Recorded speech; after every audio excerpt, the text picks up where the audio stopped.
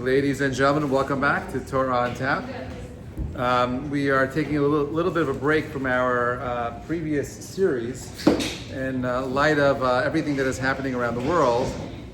Sorry about that. It's just, I hate when that happens. It's just got to be centered. There you go. In light of everything that's been happening around the world over the last few weeks, even before the war broke out, it was last week on Monday that I felt that there needs to be a new conversation that we have here about anti-Semitism in America and global anti-Semitism. And while I was very excited to talk about, very deep spiritual concepts like the 7 worlds, the 974 worlds that existed before, and going through these deep spiritual Kabbalistic ideas, I also felt like we need to have a conversation about something more practical. Last Monday I said we're going to have a whole discussion on anti-Semitism. And since then, Israel and Iran are at war, and that happened last Thursday. Things are escalating. It seems like it's getting more intense. I know just a few minutes ago, I saw that President Trump issued a warning to everyone in Tehran to evacuate Tehran. The Chinese gave out a warning to all the Chinese citizens to evacuate Israel right now. So something big is going on tonight. I don't know what's going to happen. Yeah. So there's China's telling people to evacuate. I don't know. It doesn't mean that they're going to be involved. It just means that everyone's planning tonight's going to be the big night. It's going to be the make it or break it night. I don't know what happens, obviously, but I just do feel like things are being weighed and scaled out right now. This is a good month for us to be in to have any kind of conflict. It's in our favor, which is probably why they started the war earlier, to avoid getting to the 3 weeks, which is happening in a few weeks. It was interesting that the timing is never accidental. Everything happens at the right time. If you remember last summer, we had a conversation about the zodiac, and we spoke about how the stars align themselves in a way where the mazal influences our reality. Some of us have the power of breaking out. We're not defined by that reality, but this is the time for it. And remember, regardless of what happens over the next 24 hours, the only thing that we can control is our response. I can't control the circumstances. I can't control, who does what around me, but I can control how I'm going to respond. And I think, a little bit, I heard a little bit with Rabbi Hajov's talk, before mine, and I agree that ultimately it's all about emunah, but at the end of the day, there's still this idea of chamushim. When the Jewish people left Egypt, it says that they were armed. And the Chachamim asked, well, what do they have to arm themselves for? They just witnessed 10 of the greatest miracles ever. It was 100% obvious to them that God exists. Why would you bother arming yourself? Different opinions what arming actually means. Some people say arming themselves with mitzvot. Some people say arming themselves with actual armaments and so on and so forth. But irrespective, according to the opinions that they were arming themselves with real armaments, it's that at the end of the day, our job is to hishtadlut. Of course, you have to have faith that everything that happens is for the best. I remember many years ago, I just got married, and my wife was working in a seminary called Mechlelet Esther, and I was on the Neve campus. And we were at a Shabbaton in the Old City. This is in 1999, okay? And a guy named Rabbi Mati Berger was giving a talk on the end of days. And it goes through this whole thing, it's going to be Iran. This is 5 years ago. This is going to be Iran. And 26 years ago, it's going to be Iran. It's going to be attacked. That's what we're talking about. The Chachamim make it very clear. It's going to be the Persians that do this. And he quoted the Navi that says that the world's going to use the kaftor. And the kaftor just means the button. It doesn't really, there's no real word to translate it at all in the ancient world. But that's the word that the Navi uses. This will be a kaftor, the button that's used. We know what that means now. We know that this war is not supposed to last for very long. 7 minutes according to some opinions. 12 minutes according to other opinions. But a very short-lived war, but massive destruction. And it sounded to me like what he was describing was like a nuclear holocaust, where, again, 2 different opinions. Is it a third of the world is wiped out, or 4/5 of the world is wiped out, whatever it is. I remember walking up to him and saying, Rabbi, I'm like, that's what I'm praying for? It sounds like a horrible future. Who wants that? And he he looked at me, he put his hand on my shoulder, and he pinched my cheek, and he smiled, and he said, "You do." And I'm like, I don't get it. I don't get it. Like, is that what I really want? And I think that what he was trying to kind of like convey is that we don't understand how these things work. But if the Navi is talking about a future that has to go through something horrific, and this is the difference between us and Islam. The Iranians are Shiite Muslims, right? And the Shias believe in like the 12 prophets, which is like a bunch of prophets that broke away from Muhammad. I think it's something called Mehdiism, right? Was the name of the prophet. And Mehdi believed that the only way their Messiah will come is if the last drop of Jewish blood is spilled. So in the same way we talk about like wiping out Amalek, they have, this Shias believe that you have to wipe out the Jews. In order for their prophecies to come true in this world, in order for them to get to Olam Haba, whatever it is, you have to kill every single Jew. No one talks about that. But that's what's really going on. The IRGC, Khomeini and his chevra, believe in this philosophy. They believe that the only way they can make their nevuah come true, to be proactive by it and going out and exterminating all the Jews. When they're sponsoring From the River to the Sea, that idea of killing every single Israel. It's not about Jews in Israel, it's about Jews everywhere. But if you go ahead and you get rid of the one place that could defend Jews, then you could get the Jews everywhere. So it's not about the land. This is not a war about the land. It's nonsense, it's garbage, it's all propaganda. This is not a war about property, it's real estate. That could have been solved easily a long time ago. Okay, this is not about Zionism, as we're going to go into tonight, Bezrat Hashem. This is about Judaism, period. And it doesn't make any sense to them, because like, how is it that Mohammed is allowing for the Israelis to defeat the IRGC? They're so powerful. It makes no sense. There's 90 million Persians in Iran, and there's only 10 million Israelis, only like 7 million Jews, in Israel. How are this small group of people doing so much damage? And the Iranians believe they were, like nothing impenetrable. They were nothing could ever touch them, and this is fueled by their religious belief.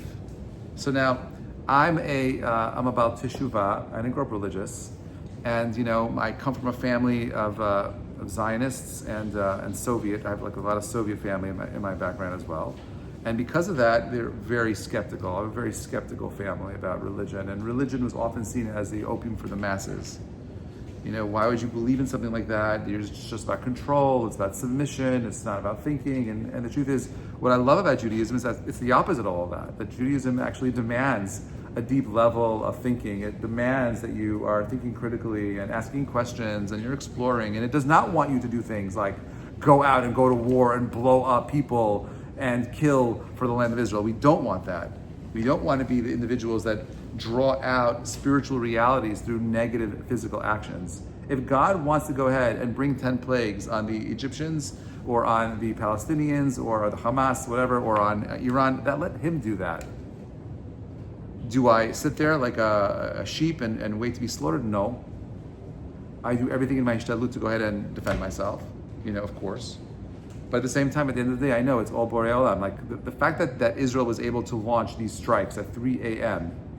perfectly all over Iran and at one night on Thursday night, and the fact that they were able to set up drone factories in Iran and blow up all the whole story. Honestly, a Mission Impossible cannot write the script.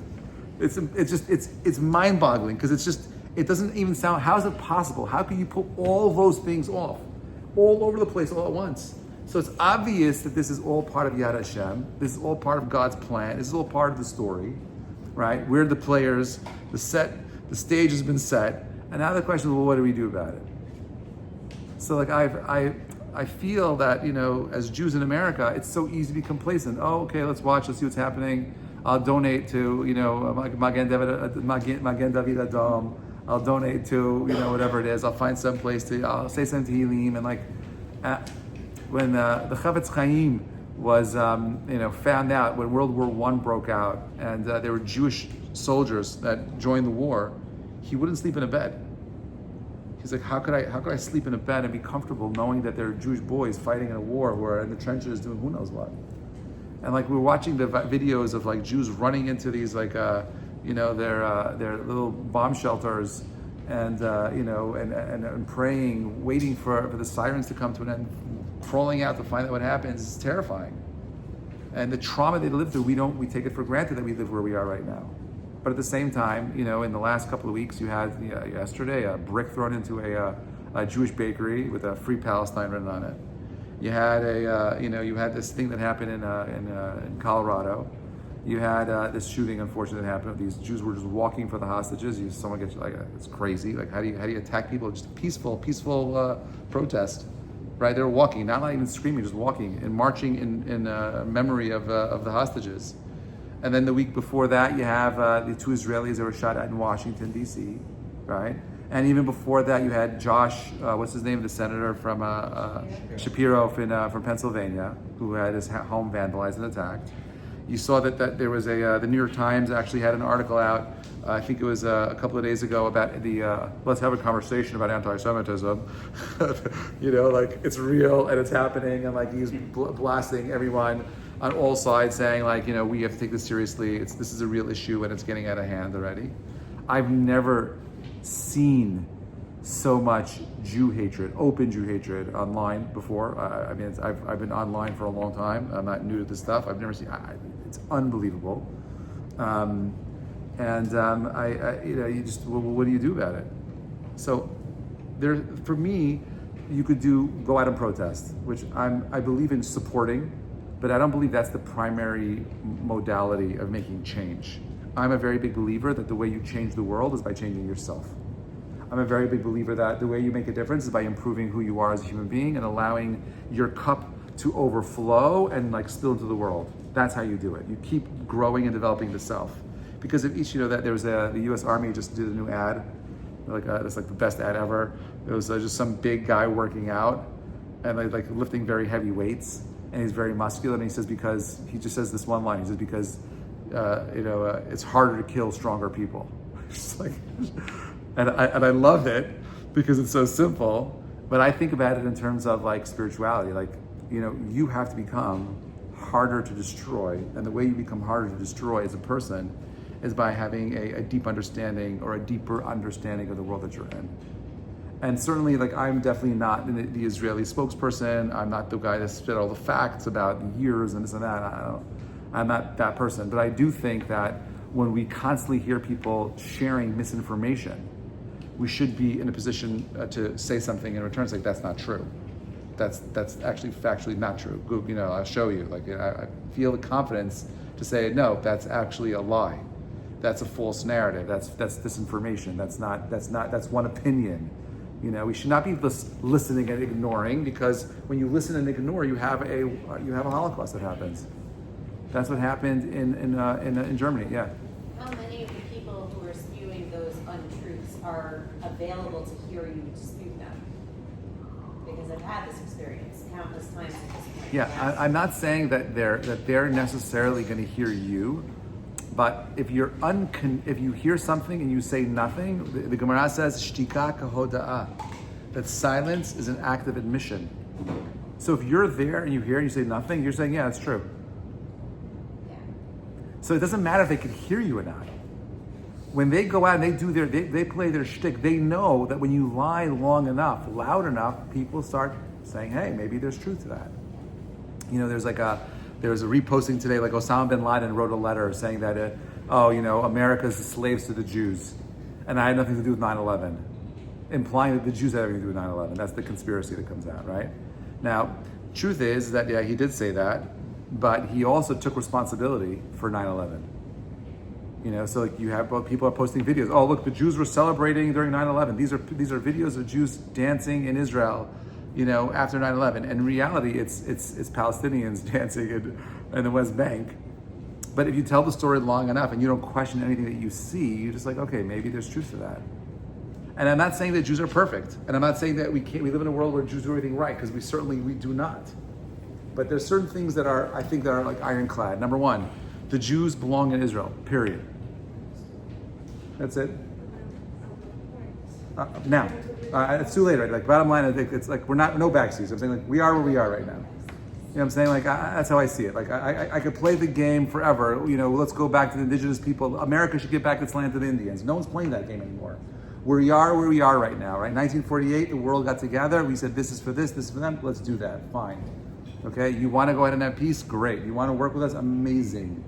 That's not what you want, because certainly we know that's not what they want. They built more tunnels than the New York City train system in Gaza with the money they had. They could have built an amazing reality for themselves. They could have pulled themselves out of poverty. I have a friend who's doing some deals right now in Uzbekistan.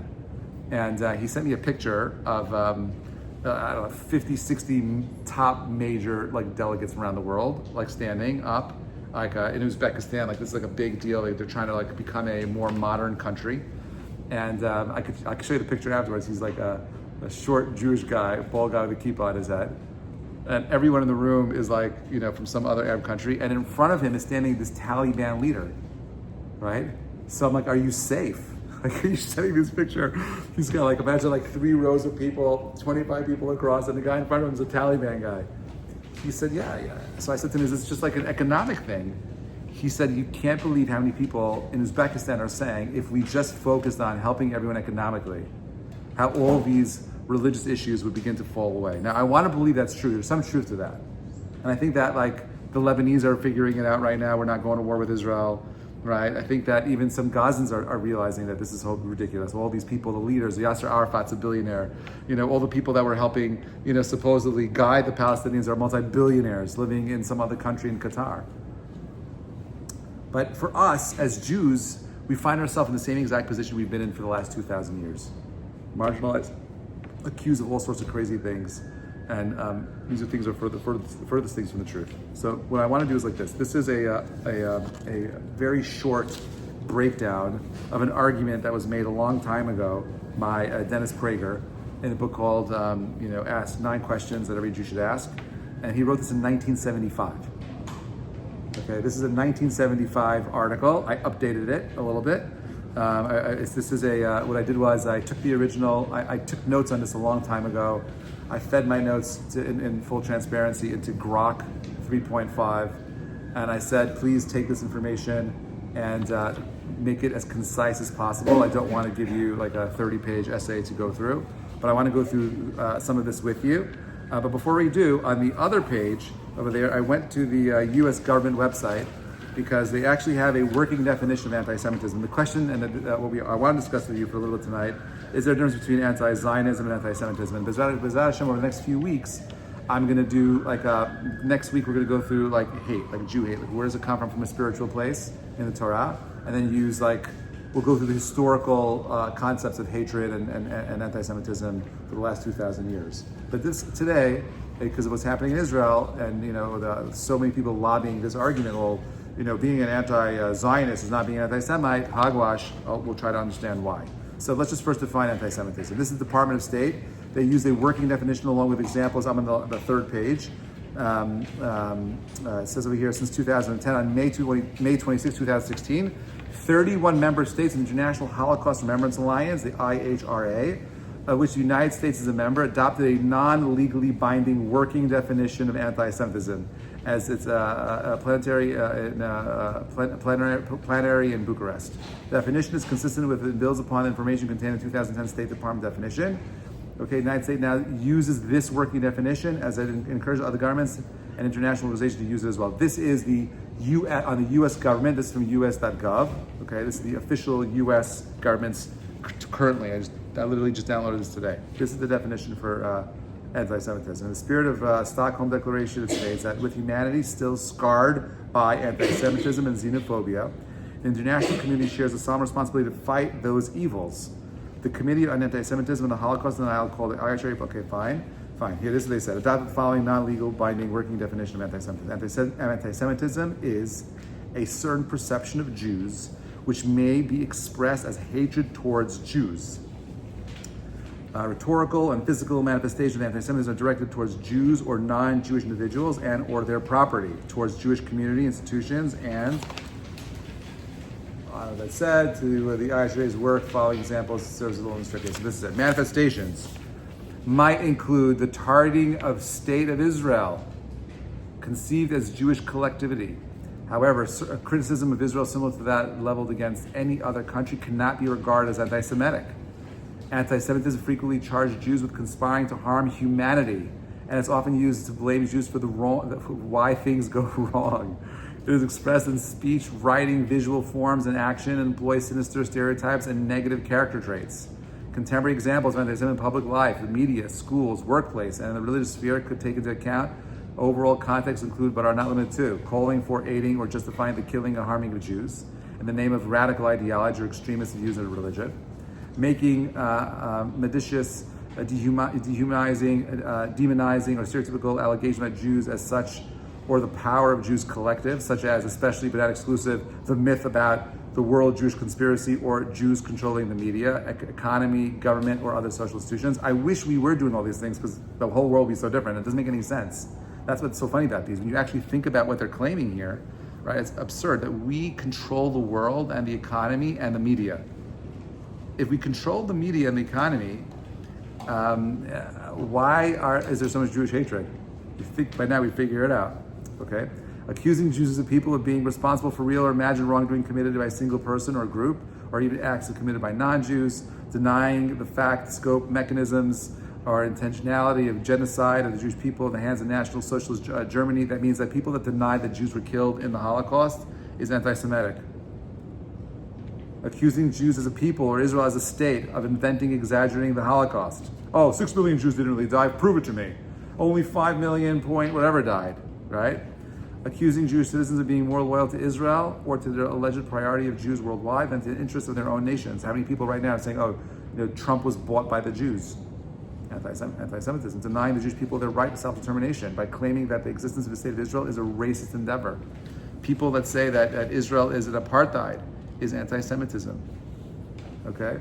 Applying double standards by requiring a behavior to unexpected demands of any other democratic nation. Using symbols and images associated with class anti-Semitism, claims of Jews, killing Jesus, a blood libel, carrying Israel as Israelis. All this is the government's official definition of anti-Semitism. It's just that it should be there in the back of your head. Okay, so when you hear people making those claims, you know that is anti-Semitism. And I really think the word anti-Semitism is lost its meaning. You use it so much, it doesn't mean much. Just call it Jew hate. You're a Jew hater. You hate Jews. Period. You're anti-Israel, you're a Jew hater. That's what it is. Okay, so this is the argument, okay?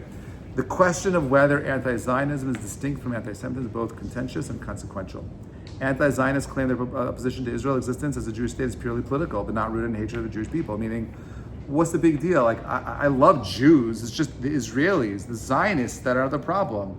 I don't want to hurt the Jews, I just want to hurt the Zionists that support Israel, this apartheid state, that is, clearly subjugating and imprisoning the Palestinians, because we know that Gaza is an open-air prison, and we see what the Israelis are doing to the poor Palestinians in the West Bank.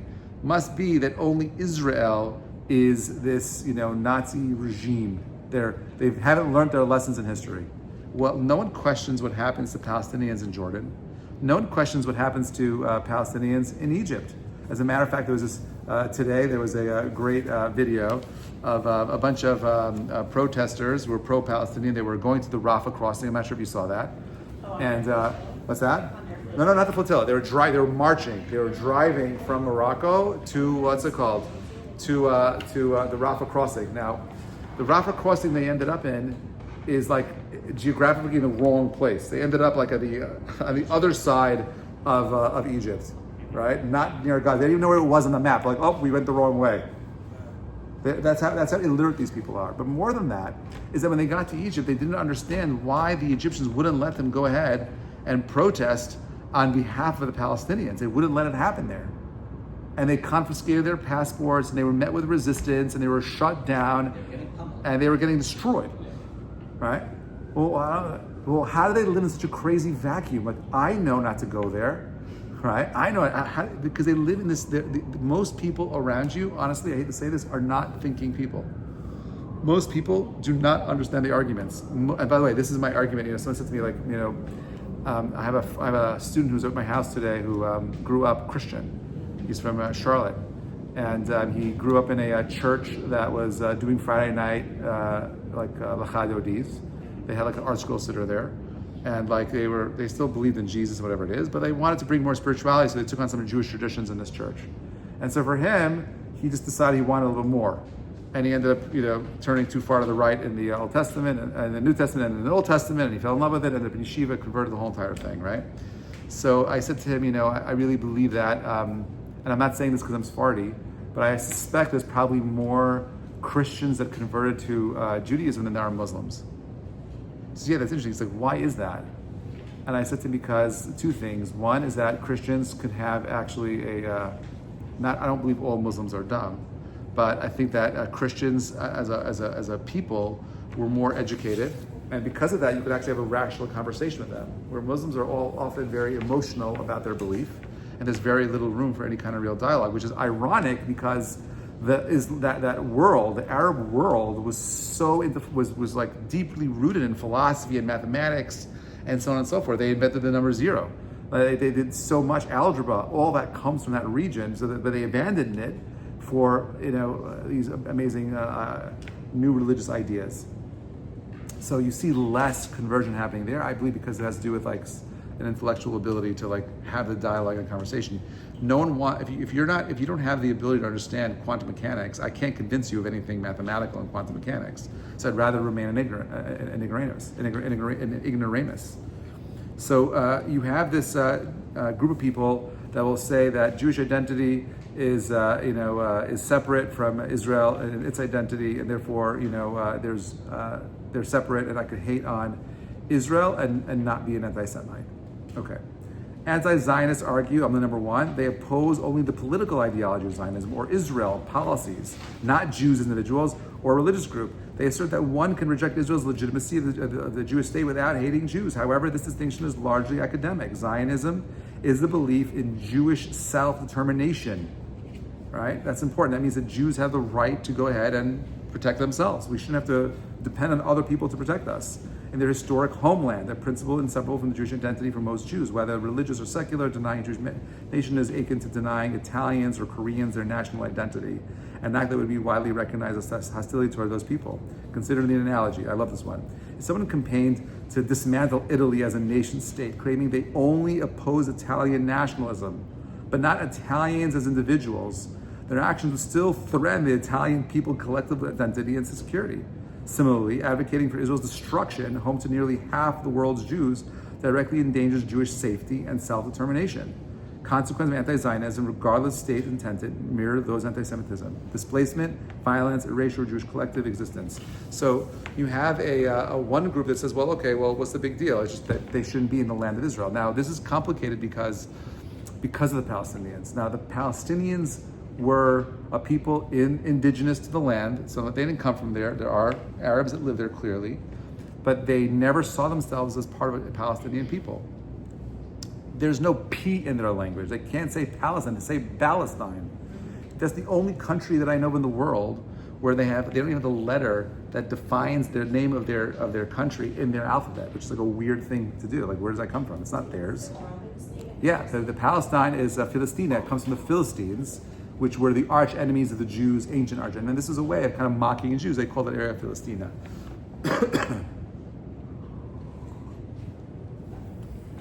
So the reason why it's so contentious today is because, well, of course, like the issue is really the Jews stole the land. Now, the reason why they say the Jews stole the land, because it buys into the trope that Jews are ganavim. You're the swindler. You're the smart guys that know how to like cheat everybody. Right? You're the money lenders that have done draconian lending practices and they've sucked out like vampires the money and the ideas of every society that you've gone to. It's that ideology, that Jew hatred that fuels this idea. So it's so easy to pass it around because it's been latent for so long. An old idea carried for so many generations doesn't die very simply. Doesn't die very easily, I mean. So the idea that, you can go ahead and rip out Israel as a country from the Jewish people is a horrible argument to make. You're telling me that you believe that Jews should not have the state of Israel because of Palestinians. You are an anti-Semite. I don't care what anyone says. Does that mean that there's no room to criticize Israel? Of course there's room. I criticize Israel all the time. Well, I criticize. I think that they make some stupid policies. I think they make some poor decisions. But I wouldn't say that Jews don't have a right to be in Israel. The conversation about Israel and Palestine has to start with the following thing. Yes, people, you want to give these people a land? Great, let's give them a piece of land. Let's see what happens. Let's give them this whole area called Gaza, and let's see what they do with it. Let's do a test pilot. Let's pilot this two-state solution. Let's see what happens. We did that already. We ripped Jews out of their home. I was in Israel, right, when Gush Katif happened, right? It was the most painful thing in the world. It was the biggest mistake that the Jews did. But they had to pull out because you couldn't have Jews anymore. You couldn't have the Israeli army governing Gaza. So it had to happen at some point. It was impossible to, and we couldn't protect the Jews that wanted to stay. That's also a mistake. But what we did was very sloppy. It should have been a longer process. There are still families that are broken because we pulled Jews out of Gush Katif. And so we said, you know what? This is Ariel Sharon's doing it. We'll pull all the Jews out and we'll give the Gazans an opportunity to build this amazing country for themselves, self-determination. Yes, there's going to be a blockade because there is history of doing all kinds of horrible things there. We're going to bring them aid. We're going to give them everything for 20-something years, no problem. Lots of food, lots of property being developed, lots of opportunity over there. And we know what happened on October 7, 2023. We know what they were planning this whole entire time. And by the way, we're so grateful to Sinwar for doing what he did. Because imagine he did not do what he did. And we were sleeping. And Israel would have had to have gone to war with Iran now. And yet you still have a fully intact Gaza with their 20,000 small rockets and a fully intact, Hezbollah in the north, in Lebanon. Well, where would we be right now? It'd be impossible. We'd be destroyed, gone. Right? Their plan was to create the ring of fire, and God does something amazing. He created a scenario where this guy got a juke in his head, literally, right? And the Israelis ripped it out, and they left something there, whatever residue was left in there, not on purpose, because Hashem wanted it there. And now he has this thing that he wants to prove himself. And he goes ahead, and he jumps the gun, and he starts this whole process. And everyone's angry at him, by the way. Nasrallah was angry at him. He said that he went too fast. We weren't ready for this. They didn't coordinate with us. The Iranians were angry at him for doing it. Of course, they were going to support him. They were not happy about it. But because he forced Israel to go in to completely dismantle Gaza, and as Hezbollah was going to go ahead and support them. And now what happens? Israel's got to dismantle Hezbollah. So we dismantled the two major closest enemies of Israel on its borders, and now we're at a point where you think Israel wants to go to war right now? Absolutely not. Israel should have gone to war with Iran on October 8th, immediately, because that's where everything was coming from. Fighting their enemies on the side the Israeli army is exhausted. We've been doing this for 2 years. The people are exhausted. The trauma that our families are going through there is painful, right? Of the soldiers have been there for it's unbelievable. They need a vacation. They need a vacation. It's heavy, heavy stuff, right? This is very hard stuff. You're living in constant, high level alert mode. We still have hostages in Gaza. Bezrat Hashem, they should be released soon. And we want this nightmare to end, but it only ends when the people around us, like Golda Meir said, that they love their children more than they hate us, right? That's when this ends, and I don't see that happening right now. And I see that unfortunately that there are 90 million Iranians who are going through pain right now. I don't want them to go through pain. I don't want people to suffer. I don't want the Gazans to suffer, and I don't want the Lebanese. How can we not figure out as a people, as a world, to get together and understand that we can have everything that we want? All of our dreams can come true together. Our beliefs can all become true, but we got to love each other. We got to care for each other. So when society is developed in a way where you become a death cult like the IRGC, you start believing that the only way to bring paradise is to spill every last drop of Jewish blood, there's no future for you or for us. Wake up. So historical modern conflation. Okay, historically, anti-Zionism, number 2, has often served as a veneer for anti-Semitism. In the 1970s, Soviet propaganda labeled Jewish religious artifacts like prayer shawls and tefillin as anti-Soviet Zionists. Right? So, which is interesting because there's always a very deep correlation between the socialists and anti-Zionists. Socialists were always anti-Zionist and always anti-Semitic. Even the Jews that were socialists in Russia were anti-Zionists and anti-Jewish. Conflating Jewish religious practice with political Zionism, similar Arab leaders like in Egypt, Gamal Abdel Nasser cited in the Protocols of El Ruzai. The Protocols of El Ruzai is one of my favorite books. It's so much fun. It's this ridiculous claim that the Jews are conspiring to go ahead and control the world, It's not true. It was never true. Today, the conflation persists. In 2023, pro-Palestinian protests in Western cities following Hamas's October 7th attack. This happened, by the way, on October 8th. This is all planned strategically. I was on campus on October 8th October 10th, the day after October 8th, and students were telling me, Rabbi, my students, my classmates and professors are telling me that everything we saw that happened on October 7th, 2 days earlier, was a lie. It's Mossad propaganda. That's what they were saying on October 10th already. It's not true. There's no evidence. Prove it to me. That babies were burned. Prove it to me. That rapes happened. Prove it to me. It's not true. They're lying. This has happened everywhere. Yeah. Do you have any theories or gut reactions as to why it was such a snap reaction in those immediate days that it went very quickly to up the anti-Semitism? When I was in Israel, were you there with us? Did you come on the Israel trip? When we were in Israel at the shul. We were there like almost a month after October 7th. We were there 5 weeks later. And we went to visit some of the kibbutzim that were destroyed and ravaged. And I forget the name of the town. There's one larger city right outside of, it's not Elad, maybe it's Elad, I don't remember what it's called anymore. But we met with the mayor there. We met with some of these other soldiers that were going in. And so one guy who we stopped at his house actually, he told us how he had Palestinians working at his house. Actually, this is before October 7th, and that they're the front of his house, he was redoing his steps, cement work, and so on and so forth. And it was still it just stopped. So I said, "What happened here?" He said, "Well, these guys told us they're not coming to work. Everyone said they're not coming to work. This is on October 6th. We're not coming to work. Everyone gave me a different reason. This guy said he has to go to the dentist. This guy had it was a weird thing. Like you look back at it, you can't understand why, but they all knew what was happening the next day. You understand? The Palestinians knew. The Palestinians locally knew. That means that all of the reporters that were there to video everything happened, they knew in advance. And if they knew in advance, their proxies in America knew in advance. As a matter of fact, part of the lawsuits that are happening right now against Columbia University and at Harvard against the Students for Justice in Palestine is that they knew what was happening on October 7th. And they said nothing about it. They knew already. Aiding and abetting. They're aiding and abetting terrorists. And so they're being sued right now for that. Right? There's enough evidence that proves through WhatsApp messages and so on and so forth that these guys were very well aware of what was happening. This is a coordinated attack, and they knew what was happening. Okay? Sinwar wanted all the glory for himself. And that was part of his downfall, right? His ego. Okay, he's gone. Nasrallah is gone. And now we have this one last crazy guy, Khomeini, right? And we'll see what happens to him in the next 24 hours. But, what's that? Are they going to kill him? I hope not. I really want I want the Iranians to try him and do a whole war tribunal against him and have him arrested and then hanged publicly. That's what I would love to happen. That would be a much better, kind of what they did to Saddam Hussein. Would be much better, I think.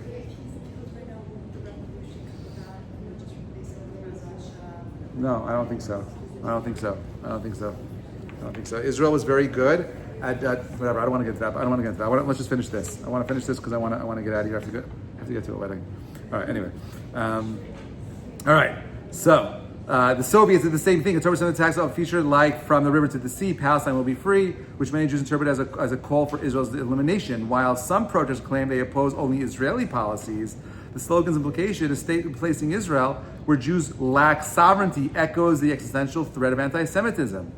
Right? Oh. If you're going to get rid of all the Jews in the river to the sea, you're saying they shouldn't have a state. That's anti-Semitism. Well, why can't they have their own state? Okay? Okay, fine. So he says, social media platforms like X have amplified such rhetoric. By the way, this is from Grok. Okay? With posts slipping from criticism to Israel and to anti-Semitic tropes, such as accusing Jews of controlling global institutions. For example, 2024 X post by a prominent activist claimed that Zionist influence drives U.S. foreign policy, like Nick Fuentes and Tucker Carlson. Age-old stereotypes about Jewish power. These people are all being funded by Qatar, by the way. That's when all these people went off the derech. Candace Owens is funded by Qatar.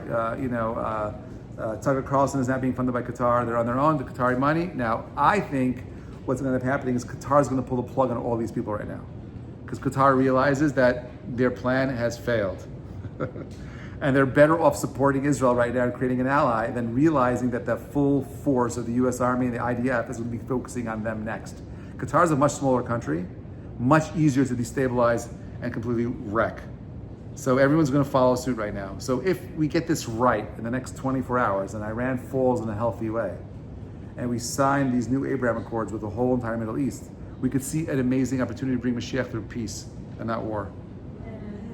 Okay, fine. So why this thing failed? Why the distinction fails? Anti-Zionists claim that their stance is not anti-Semitic. It hinges on 4 flawed assumptions. Okay, this the 4 points I want to make, and then we'll just go to the conclusion and we'll call it a night. Okay, number 1. I'm on page 1 still. Non-Jews defining Jewish identity. Anti-Zionists often assert that Judaism is slowly a religion, not a national identity, and thus opposing Zion does not target Jews as a people. This ignores Jewish self-understanding. Rabbi Emanuel Rackman noted, "I am a Jew and a Zionist. For me, the two commitments are one. Jewish texts from the Torah to modern liturgy emphasizing unity of God, Torah and Israel. Yisrael, Torah, right? Yisrael was it? Yisrael, Kuchubrichu, Chadu, right? The concept, these 2 ideas that God, the people, Israel are all one. This is all rooted in 3,000 years of history, ignoring catastrophic consequences. The destruction of Israel, as sought by anti-Zionists, would likely result in mass violence against its 7 million Jewish residents. Hamas's 2023 attack, which killed 1,200 Israelis and took 250 hostages, and 55 still in Israel with 20 plus still alive, illustrates the genocidal intent of some anti-Zionist groups. Practical outcome: such campaigns, mass death, displacement of Jews, renders distinction between anti-Zionism and anti-Semitism moot. Post-1948 reality, before Israel's establishment, one could oppose Zionism as a theoretical movement without targeting a state. Today, advocating for Israel's dissolution is an attack on existence, nation, and people akin to calling for the destruction of Japan or Brazil. The stakes are not abstract, but existential. We are living through an existential threat. No one understands Bibi Netanyahu when he said that. We have to go now. We're at the 12th hour. Now is time to attack. And we thank Hashem for allowing the Israeli Defense Force and the Mossad to pull off what they pulled off, because God forbid if they had a nuke, any one of those ballistic missiles hitting Israel, 5 million people gone. The miracle, technically there's a bigger miracle that's at play. Yeah. That people don't realize that. When if Kamala Harris had gotten into office, all the aid that's coming in now to Israel started on January 6th. Wow. I'm sorry, on January 20th, excuse me. Right, when he came in. The day Trump Right. came in. If that had happened and we weren't able to defend ourselves now, like in theory, and it's not a far cry away from reality, like you could have been sitting this year in July, August, and Israel could have been nuked. 100%. Well, Quite literally. more than that. When U.S. aid was finally stopped by Doge, right? The Hamas said, publicly that the obstructing aid from U.S. aid to Hamas was a bigger blow to Hamas than the IDF's attack on them for the last 2 years. Just showing how much aid they were getting. They were getting a ridiculous amount of money. I heard either it was $3 million a month or $3 million a day, some crazy number. It was insane. And then that's just one source. There's several sources. We know now there was $500 million of fraud that was happening with USAID. Okay, and there's going to be all kinds of lawsuits coming out about who was taking what and then how they were funneling money to these NGOs and pocketing money for themselves. Okay, remember number 3? No, number 4. Jewish consensus. Over 90% of Jews worldwide support Israel's right to exist. I think it's more than that, except for the Neturei Karta, who are sick. Per 2024 surveys by American Jewish Committee, for religious Jews, Israel is a divine promise. For secular Jews, it's a cultural and historical anchor. Anti-Zionism, rejecting this, alienates nearly all Jews, targeting fundamental aspects of their identity. Okay, so there is a distinction between anti-Zionism and anti-Semitism, but at the end of the day, I find it very difficult to make an argument that says that you can be an anti-Zionist and want Jews out of Israel and it not being anti-Semitism. Again, that does not mean that we can't criticize what the Israeli government does. We should criticize. We should say, hey, these are policies or bad policies, not a problem. But to say that the Jews cannot have a homeland, cannot live in the land of Israel, is an anti-Semitic premise. In practice, anti-Zionism really distinguishes between Zionists and Jews. We know that for a fact today, by the way. Prove to me today that being an anti-Zionist does not mean an anti-Semite. I started off by talking about the events over the last few weeks. Jews being targeted. A beautiful couple that was murdered in front of the Jewish Museum in what's it called, in Washington. This psychopath I'm not even going to say his name because I don't want to even say his name, right? Walks into and shoots these two people. This girl is shot. She's crawling away, bleeding out, and the guy pulls out his gun, reloads, and shoots her another 5 or 8 times. That's sick. He's an animal. And this guy was like the ultimate cheerleader for the left, anti-Zionism. Why did he kill 2 Jews in DC? Why is some guy throwing a brick into the bakery in Boston who's making challahs and baking babka? Why is he throwing a brick, free Palestine? What does this guy in Boston have to do with Palestine? Nothing. Did it work? Did they free Palestine? No, they did not free Palestine. Did it work? It's not working. It's not working. It's not working. Similarly, he says in June 2025, Iran missiles attack on Israeli cities from Tel Aviv to Haifa, justified by Supreme Leader Ali Khamenei as a position to the Zionist entity. Kill at least 14 civilians while framed as anti-Zionist. These actions target Jewish state existence, endangering Jewish populations and echoing the anti-Semitic consequence of denying Jewish self-determination. This is happening in anti-Zionist campaigns. The boycott BDS also extends beyond Israel to target Jewish businesses, individuals worldwide. 2023, BDS activists in Europe called for boycotts of Jewish-owned companies with no direct ties to Israel, citing their Zionist affiliations. This mirrors historical anti-Semitic boycotts, such as the Nazi Germany targeting of Jewish shops in the 1930s, Kristallnacht. Moral leaders have long recognized the overlap between anti-Zionism and anti-Semitism. Martin Luther King Jr. famously said, when people criticize Zionists, they mean Jews. You're talking anti-Semitism. 1975, UN resolution equating Zionism with racism, repealed in 1991, but still invoked by anti-Zionists, was condemned by Costa Rica's UN delegate as an invitation to genocide against the Jewish people. Anti-Zionists often ignore the Jewish people's history of statelessness, which left them vulnerable to pogroms, expulsions, and Holocaust. Had Israel existed in the 1930s, millions of Jews might have been found refuge today. Israel remains a haven for the Jewish fleeing persecution, such as 2024 wave anti-Semitic attacks in France, Middle Eastern tensions, denying Jews the refuge is not a neutral political stance, but direct threat to their survival. Okay, so you have this is the argument. Okay, you could tell me that it might be academic, but the bottom line is the danger is real. So when you hear people speaking about anti-Zionism, and they're talking about BDSing, these are not. It should bother you, because they're not making. Oh, I live in America. I'm an American. We are Americans, and we're proud Americans, and we support America. And it's okay to be an American Jew supporting America and also rooting for another team in another country. I'm allowed to do that. There's nothing wrong with that, right? I'm allowed to go ahead and be someone who cares very deeply for a group of people in another part of the world that are my relatives. I have a vested interest there. When you hear people talking about anti-Zionism, just understand. I don't care where your religion. You don't have to be. I'm not asking you to put on a kippah sruga. I'm not asking you to wear a big Star of David. You're a Jewish person, and part of being a Jew in 2025 means understanding how to speak up and have a voice. We can no longer remain silent. We can no longer remain silent because shtika k'hoda'ah, silence is an invitation. It's just agreeing with the noise you're hearing. What can we do?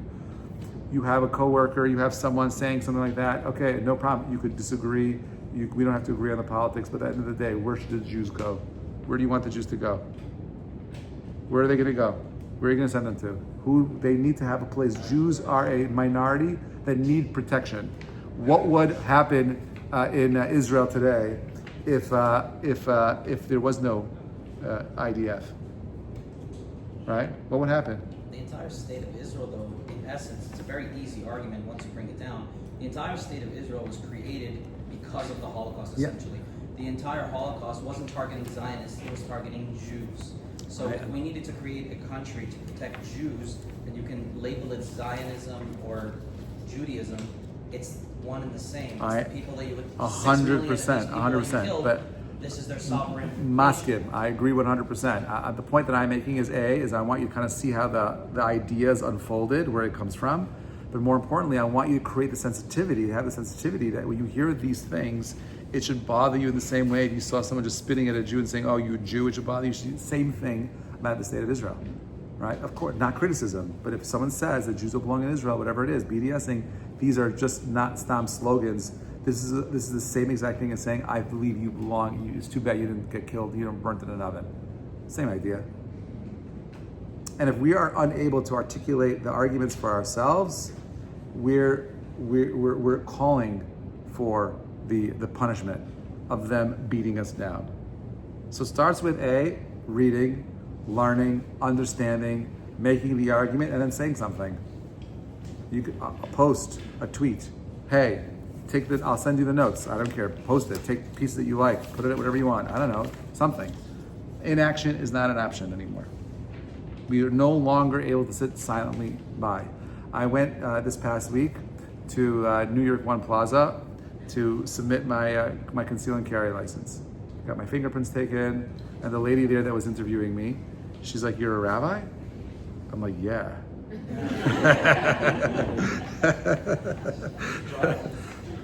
She's like, "Oh, okay." She's like sent it in right away. It was like a very quick interview, right? But like she understood. This is on Monday. This is last week, on Tuesday. This is last Tuesday, right? Almost a week ago, right? Before what happened and what's it called? But you're hearing what's happening in the world. There's going to be an increase in anti-Semitism. It gets worse before it gets better.